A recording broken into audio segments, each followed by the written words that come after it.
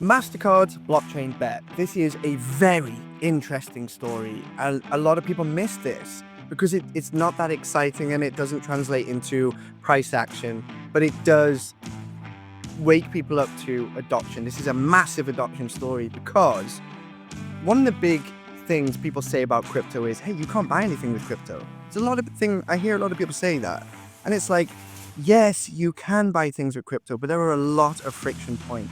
For example, dealing with blockchain addresses, there aren't a lot of apps that are well known that allow you to do it, and there's not a lot of stores that easily accept crypto payments. However, there's a big shift going on around stable coins, banking system, and now Mastercard is getting into this. Now, what they're saying is they want to allow payments using stable coins. Why is that important?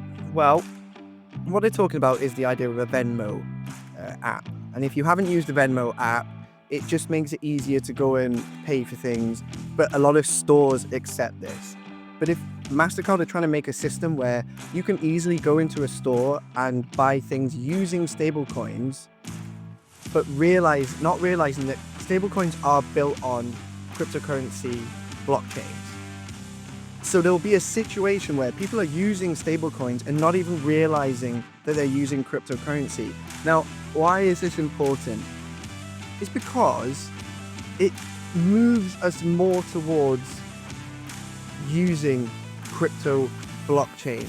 So whenever you're sending stablecoins backwards and forwards, buying things, you are using the network. And a lot of time there are transaction fees. A lot of time those are burnt from circulating supply. For example, Ethereum and XRP, if you're using stablecoins on that network, there is a small percentage of the gas fee that is burnt. Now, that blows the mind of a lot of people because you really have to go into how cryptocurrency and blockchain works to really get your head around that. For those of you that have been in crypto for a long time, you will understand that, but newcomers coming into it, it doesn't really make too much sense. But essentially, you're going to be using cryptocurrency to make payments, and it's going to be a lot easier than it has been before. They are talking about just stable coins at the moment. It's not really using, Bitcoin, Ethereum, all that kind of stuff, but it is moving in the right direction. And if they're able to set this up to the point that it's really easy for normal people to go around buying things, where do you think all this is going to go? This is genuine use case for blockchain technology. And if you follow what's going on around the world, stable coins are becoming massive. They were never really the big deal, but they're starting to become that at the moment.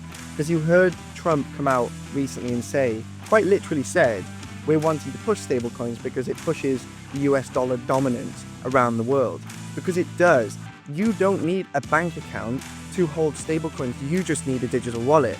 So in countries around the world where it's very hard to get a bank account, it's difficult for us in the West because it's always been relatively easy to get a bank account. But for a lot of countries, they don't have their ID. The government is quite corrupt, won't let them have a bank account, imposes restrictions on them where they can spend their money, but also they become trapped in their currency.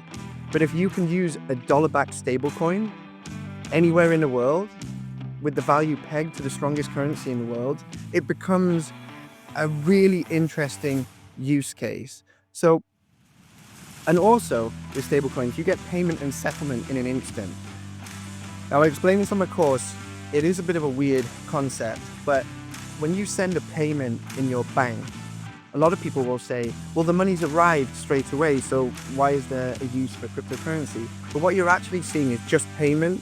You're not seeing settlement. So if you think the banking system is just a messaging system, so it'll send a message to another bank account saying, this money has been sent to you. However, the actual money doesn't get settled, and this is why you hear things like 3 to 5 working days. There are costs involved in that. The banking system ends up incurring a lot of that cost. Also, for certain accounts, you will pay a certain transaction fee. So it does add up, and the cost of this is billions and billions and billions, and that cost gets passed on to the user. But if you're using stable coins, you can get rid of all of this stuff because it's payment and settlement in an instant. So when you understand how the banking system works and understand how money works, you can see that this is the upgrade to the financial system, and it is going to go in that direction, and it's all built on blockchain technology.